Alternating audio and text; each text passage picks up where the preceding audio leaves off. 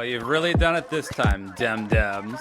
You've come to the wrong place at the wrong time, so it must be the wrong stuff. Guy Denton, how's it going? I'd like to think that spiritually, even George Washington's in the wrong place with us today, Matt, considering that we're recording on President's Day. That is right. Monday, too, which is unusual. Yeah, happy President's Day. Speaking of presidents, co-president Elon Musk has been celebrating. He had allegedly his 13th child with a conservative influencer named Ashley St. Clair, who I'd never heard. Have you ever heard of this person, Guy Denton? Does not ring a bell, no. We live in this weird time where you could be, and I've been like part of the conservative movement, for decades. I was a conservative blogger. I was CPAC's Blogger of the Year. I tell you this not to brag, but just to establish my credentials of having been involved in, conservative online stuff. I worked at the Daily Caller for Tucker Carlson for 6 years.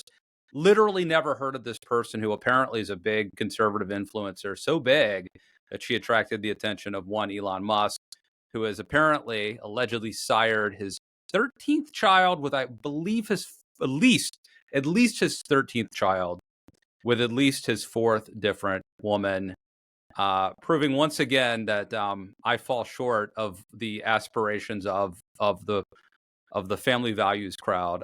First I was too horny to keep them happy. Now I'm not horny enough, apparently, to live up to the standards that have been established by the pro-family community of this country. There's the title of your memoir. We've officially found it. I'm glad something productive will come out of today's discussion. What do we make of this? Multiple questions. So, A, do you think this is like legitimate to point out that there's like this weird hypocrisy, that you've got this guy who is being heralded as a hero amongst conservatives who is living this lifestyle? Is it fair game to point that out, or should we all just say, hey man, fly, do your thing? Well, believes in traditional marriage so much that he's had several of them, right? I mean, I'm all for live and let live. What I wanted to ask you about this is, you're the father here, Matt. I mean, I can only backseat parent from my juvenile position. I can't imagine how difficult it is to be a parent just to one child, never mind 13 of them.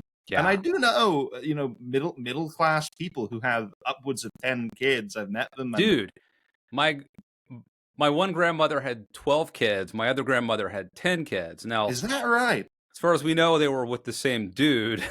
So it's a little different. Yes. But yeah, so big families, and we're not Catholic and we're not even Irish.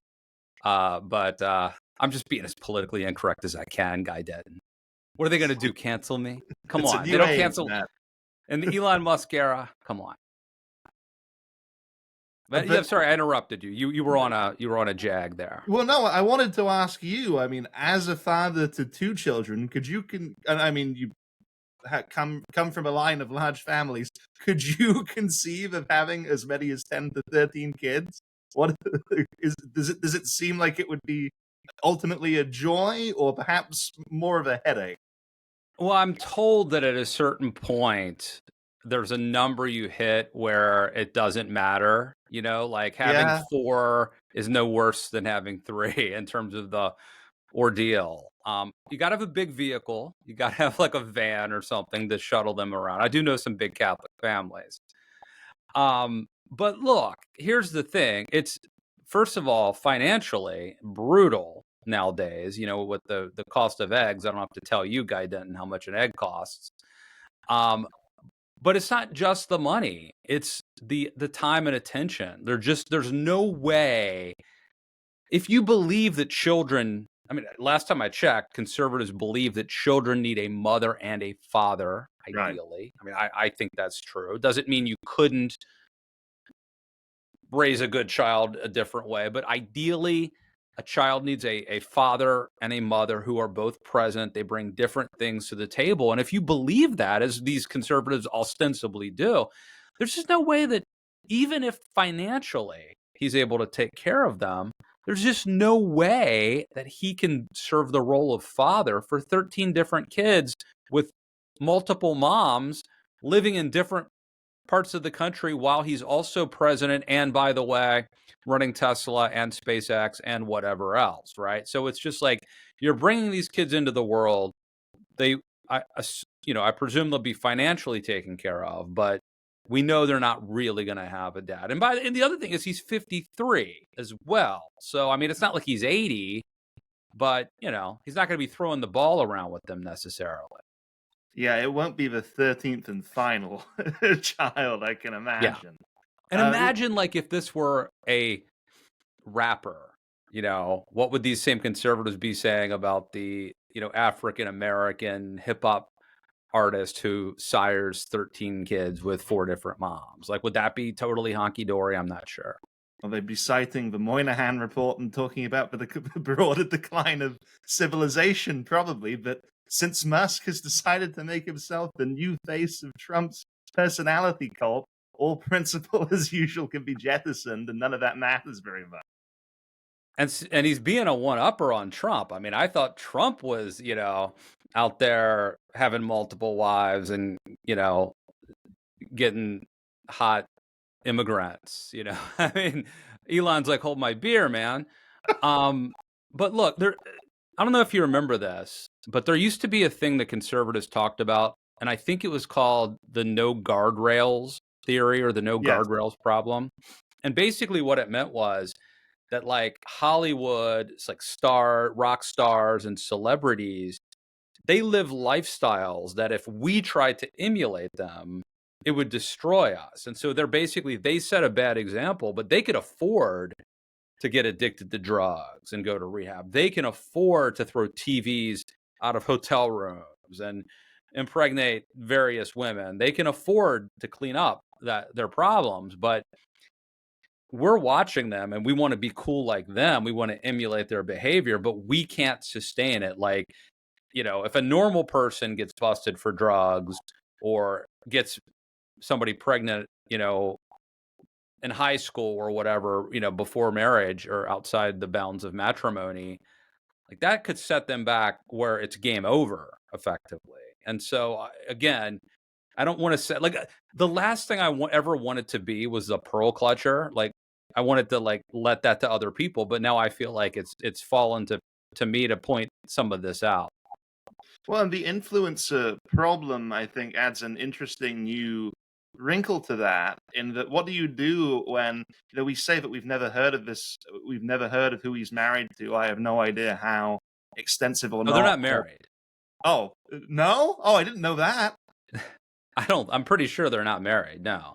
Well, his new partner, I have no idea how. I don't think they're partners. We can come back to all of that. Regardless, I have no idea how extensive or not her social media following and presence is and how famous she actually is, right? But really, in an age where we not only do we no longer have a monoculture, but now really everyone has their own culture. Influencers are really the closest thing we have now to rock stars. I mean, there are obviously still big pop stars and movie stars, but there are certainly fewer than there have been in the past. And now anyone with a video camera and the ability to manipulate Instagram algorithms can step in to fill that void. What does that say when the mother of the new child of one of the most famous and influential men in the world at this point, if she's going to promote this kind of lifestyle to potentially millions of people as an extension of that, that adds a new dimension to the no guardrails problem that I don't think the Wall Street Journal editorial board would have anticipated 30 years ago. Yeah. I mean, it's like Kim Kardashian type stuff, except this is a conservative influencer. And interesting stuff. But it is the era of Trump. And so let me turn to story 2. Donald Trump this week tweeted, "He who saves his country does not violate any law," which is, I believe, an apocryphal quote attributed to Napoleon. And obviously, there's some irony here that the people who worried about a living constitution are perfectly okay with Trump's defining what is the law, what is lawful. If you talk about the rule of law, if you talk about law and order, he is the law, I guess. But the other thing that I don't think's gotten as much attention is Napoleon. Okay, so last time I checked, it was conservative orthodoxy to say like the French Revolution, which was these radicals who like overturned tradition and religion and institutions. And that leads you, when you do that, that leads you to a dictator, Napoleon. But Napoleon was not, he might have been seen as like a cautionary tale against radicalism, but he was not seen as a hero amongst conservatives. He was a warning, like we don't want to get that, so we shouldn't do this.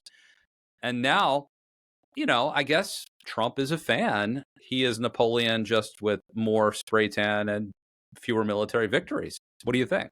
Right. And I mean, one of the things that made America unique and exceptional among nations is that it was forged by a conservative revolution, right? In the Burkean sense, a revolution that none of the architects of really wanted to happen. They felt they had no choice but for it to take place because the liberties and the inheritance that they wanted to preserve had been stripped from them. And so they needed to rebel just to reclaim the traditions and rights that were rightfully theirs.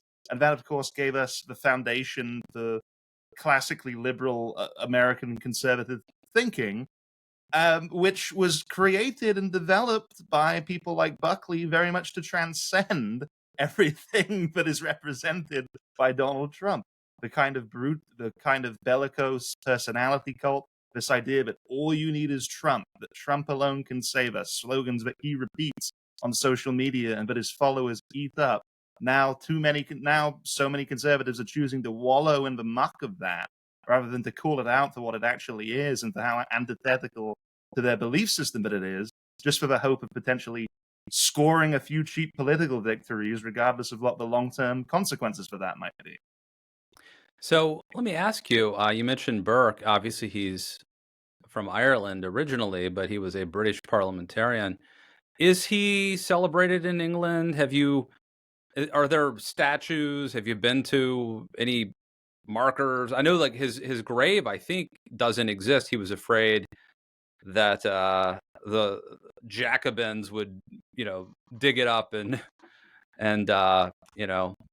have their way with his corpse, I guess. I don't know. Somehow I call that Friday night, Matt. that they would somehow defile his remains. But is there any Burke stuff in England? Like I know you can visit like Churchill's underground bunker or whatever. Bunker is probably not the right word. That's more of a Hitler thing, right? Is there a church? Is there a Burke, like a Burke place that you could visit? I actually don't know. There might be, there might not be. I mean, I do know that certainly Burke never factored into or was never referenced in my education in England until I got to college and took political theory classes. I mean, I doubt that if you politicians will reference Burke and respect Burke, and political nerds will at least know who Burke is. They may agree or disagree with him, but I think if you were to stop 100 people on the street and ask them to identify who Edmund Burke was and give you a fact about why he was important, you might be a bit depressed by the response you receive. But then again, same thing in this country. How many people could even name you more than 5 of the founding fathers? So Fair point. No, it's weird. We used to have a French au pair, insert joke, but we really did, and she was awesome. And her family came over and visited, and apparently, like nobody in France, normal people don't know who Lafayette was. Like, is that right? And that sort of makes sense a little bit because he's really more of an American hero than he is a French hero. But it is interesting to me that some of the people, the people that I most celebrate, a prophet is not accepted in his own hometown, as they say. And many of the great, again, classically liberal conservative icons, I think, are probably, especially at this point, far more familiar to nerds like you and I, or to the people who are overly fixated on this stuff. and who really believe in its importance more so than to ordinary people. And I even think about, a lot of the great conservative icons now, who are still with us, like George Will. How long will they remain fully recognized in the national consciousness and the popular imagination for? I mean, George is someone who's had to take him as an example, who's had a very storied career, who's been a household name among political junkies for a long time. He may be exceptional, but even then, you don't know as with how things change. It's interesting. I venture to say Ashley St. Clair is more relevant than George Will Yeah. today. And I'm not saying that's a good thing, but No. I think you it's may probably not be true. wrong. Yeah. Well, Elon Musk certainly is more relevant than George Mill, and that truly is a depressing thought. Last time, so we haven't talked in a while. Much has happened. We've had a Super Bowl. We've had SNL's 50th anniversary. There's a lot of stuff going on. Cobra Kai, the Netflix series, is over. White Lotus on HBO is coming back. Just mentioning a few things that I'm fascinated by in the pop culture realm. But Guy Denton, as I recall, the last time you and I spoke, you were about to go to another WWE wrestling weekend. Did you go? What happened? What was it like? Where'd you go? Now, we say another. I don't do this that often. Really, Kiss weekends are my primary obsession. Matt. When there's not a Kiss, a Kiss cruise, then there's WWE. So there is, and also it was primarily my friends from Kiss World who were the impetus behind this trip, and who were my entourage the entire time. So no, I did go. And I do all of these things in the name of American greatness and in the name of exploring everything this rich, wild, as Tom Wolfe said, hog-stomping country of ours has to offer. And it was in Indianapolis, which I'd only ever passed through Indiana before. I'd never spent an extended amount of time in it. And it was WWE's Royal Rumble, which is one of their 4 primary pay-per-view events every year. To my surprise, because I didn't get the tickets, I didn't even know that it was in a stadium, and that I think 60 to 70,000 people would all be coming into Indianapolis to attend this. So everywhere in the airport were people adorned, dressed in assorted wrestling shirts and hoodies and so on. And it was really like a surreal invasion of Indiana for the entire weekend, because you couldn't turn a corner without either seeing an actual wrestler, maybe eating in a restaurant or wandering the streets, or just seeing legions upon legions of fans moving from hotel to venue to hotel to venue.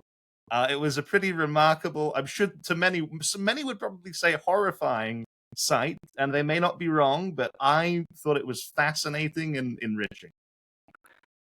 Did you get into any like bar brawls with wrestlers, or was there any chance of getting your ass kicked by one of these guys? I'll tell you.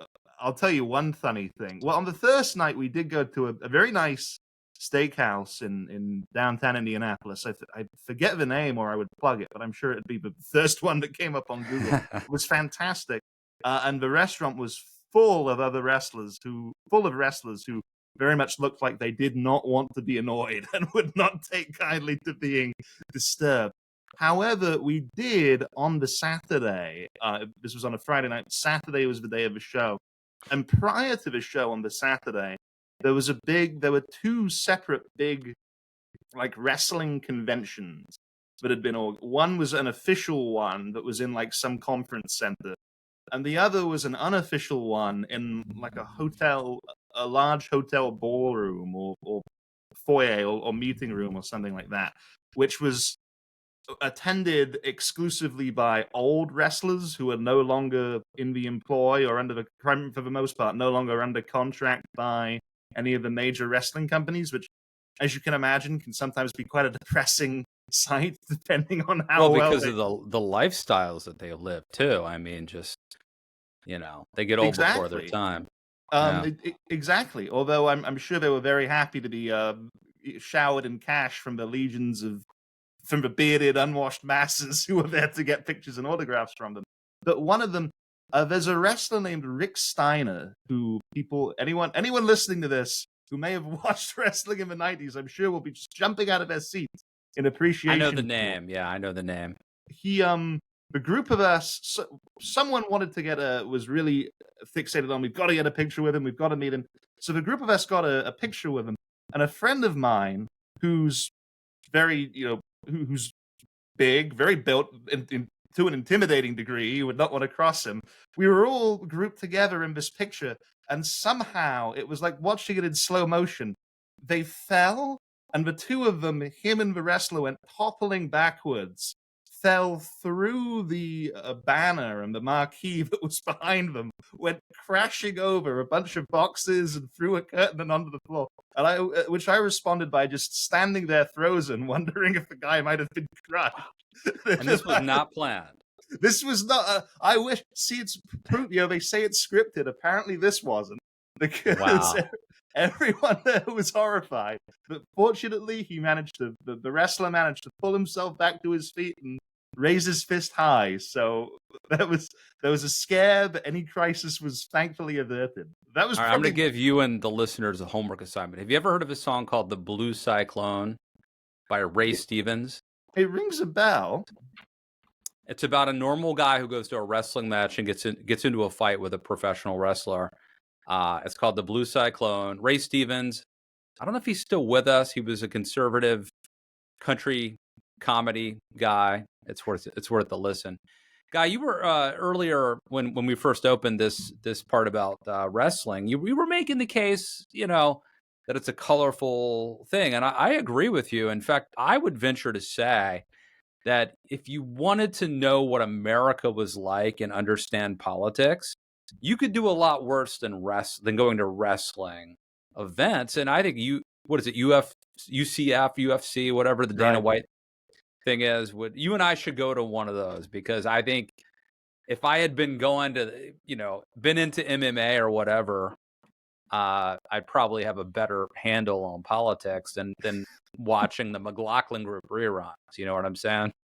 No, we should. That would give us at least a month's worth of material. And it's true, And I think you mentioned the Super Bowl, which I'm sure we'll come to. I mean, really, I'm sure watching football will teach you a lot more about the American psyche than obsessing over aspects of politics will, because of much like with wrestling, what it has to say about tribalism and basic human instinct to boo or cheer and to fall in with a crowd behind a party line. It's certainly illuminating, and truly, if we talk about the real America and so on, that was like Hulk Hogan's theme, dude.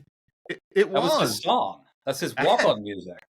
And it's, from New York to Indianapolis to LA to Idaho, you go to an event like that and it shows you that it's all the real America, because there really are people from every walk of life you can imagine that this wonderful free country permits for, and that's what makes it so interesting and so much fun. Yeah, but what wasn't interesting or fun was the Super Bowl. Did you catch any of that? I did see the whole thing, yeah, and what actually happened in it, I don't really understand very much of the rules of the game, but I enjoyed. I was teaching you. Weren't we watching a football game together? We did, but it was Thanksgiving. But it was abridged. But again, it's another thing where I enjoy the American experience of it, and I can appreciate it just on that level. Well, we had a good time having you out here, and I was just thinking about that the other day. That we got to get you back out for another American holiday, and we'll do it right. Guy Denton, anything you want to mention or plug before we ride off into the sunset? Well, actually, I have to know why exactly.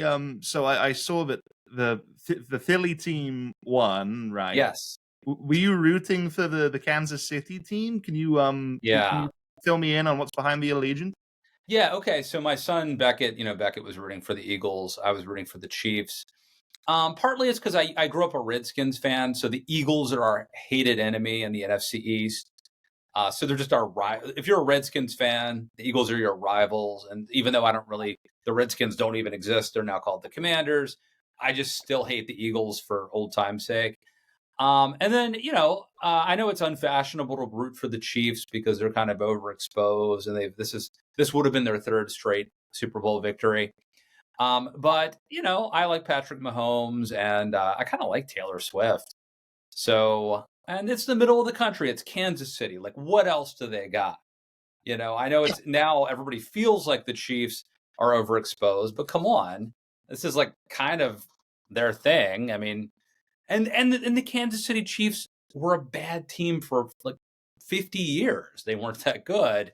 So anyway, that's why I was rooting for the Chiefs. I'm like the only person in my household. Everyone else was rooting Eagles. And of course, it was a bad game. The Eagles dominated. The Eagles defense was amazing.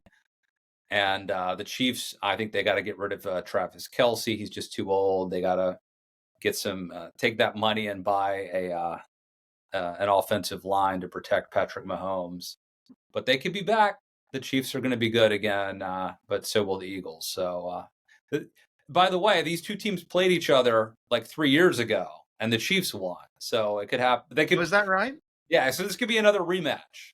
You could have the Eagles Chiefs again, for all I know. What did you think of the halftime show? Do you have an opinion on Kendrick Lamar? Yeah. He's not like us. Right. I'm like that. They not like us. I'm like, yeah, literally. It's like I'm a white redneck in West Virginia. So that was that worked on multiple levels.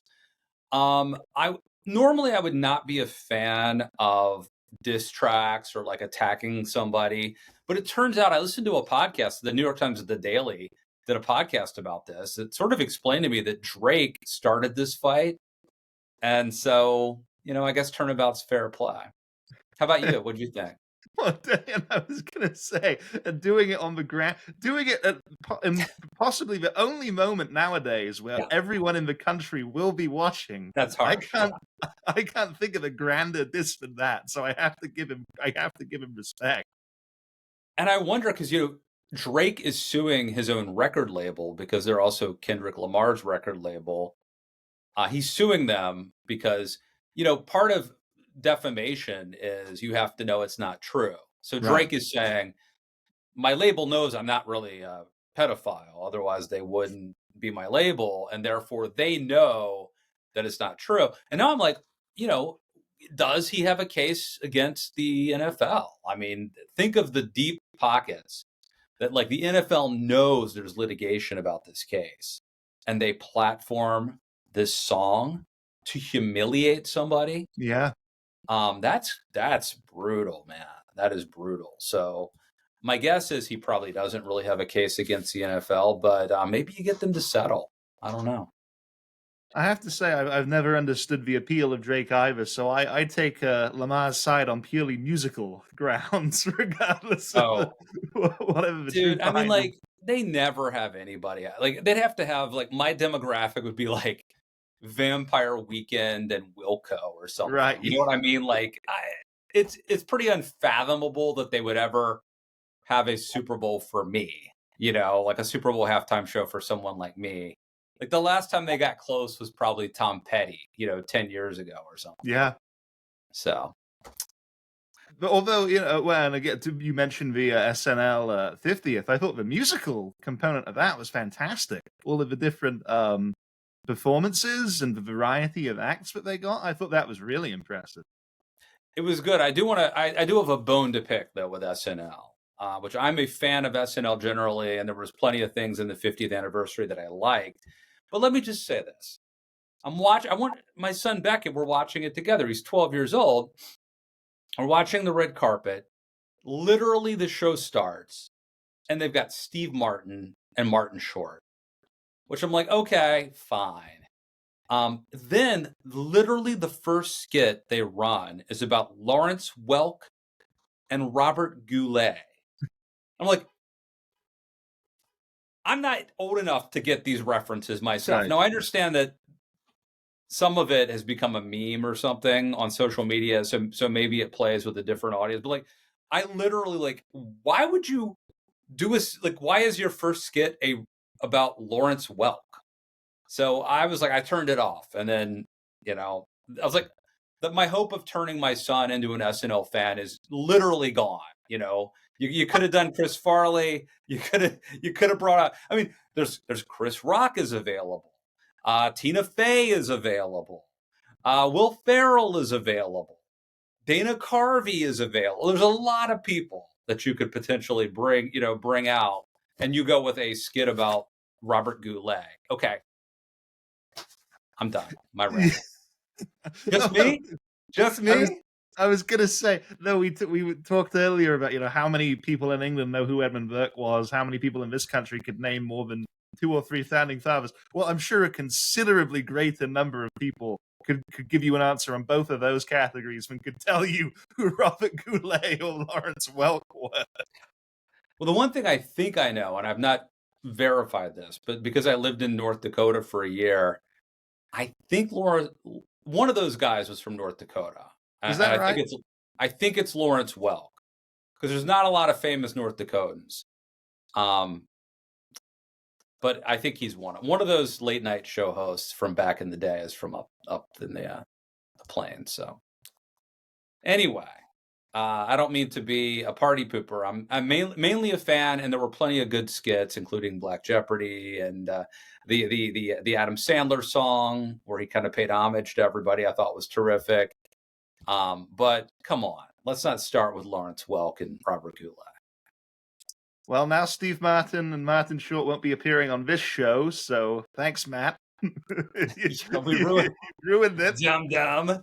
I've ruined yet another, and you were this close. That's right. This close to landing Martin Short for this show. You had multiple calls with his representation. It was almost there, and now we've gone and ruined it by with the wrong stuff. All those weekends, the wrong thing at the wrong time to the wrong people on the wrong show. That's true. And then we're Martin Short. Maybe Martin Short and Steve Martin was perceptive enough to recognize, but they didn't really want to be in the wrong place. They knew what might be in store for them if they were to come on this program. Indeed. How do we let so much time elapse since we last talked, Guy? We should do this every week. Good Lord willing. Indeed, we should. Clearly, wrestling and the Super Bowl and other great American experiences are conspiring to get between us. But we always find a way back to the wrong place, Matt. I'm happy about that. All right, my friend. A pleasure. It's Cold Gin time again. We're the only show that promises. We make you a money-back guarantee that if you drive us wild, we will drive you crazy. Good to see you, Guy Denton. And no other show could deliver on such a promise. It's great to see you do that. See you, buddy. See ya.